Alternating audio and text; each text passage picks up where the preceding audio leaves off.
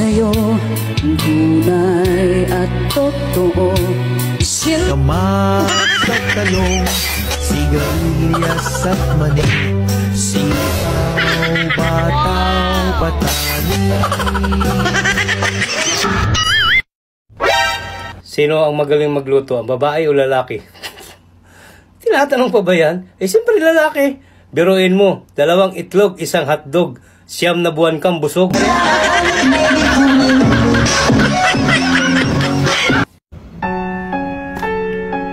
Minsan, okay na rin yung ganitong buhay.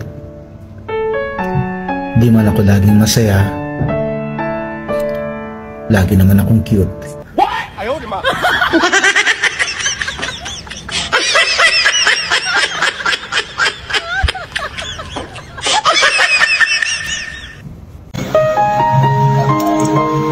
Dumating na naman yung araw na tilapia sa umaga, talabas sa tanghali, wow, tahong sa gabi. My God, I love it.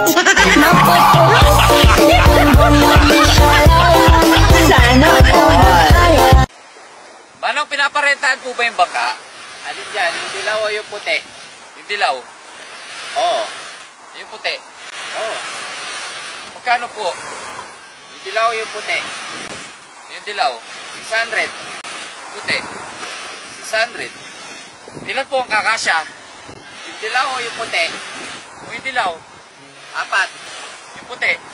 4. O ba't tinatanong nyo pa kung dilaw o puti? Parehas sa pala yung sagot. Hindi. Kasi yung dilaw sa akin. Eh yung puti, kanino ba? Sa akin din.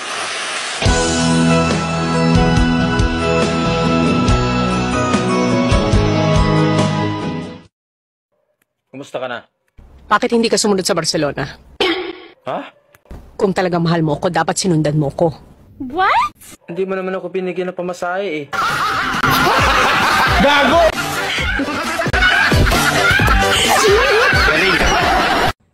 Alam mo Han, sinuntok ko yung isang tambay doon sa amin kanina. Bakit? Pag magkasama daw tayo, mukha daw akong magsasaka. Alam mo Han, marangal ang trabaho ng magsasaka. Pero bakit tinabihan ka mukha ka magsasaka? Mukha ka raw kasing kalabaw.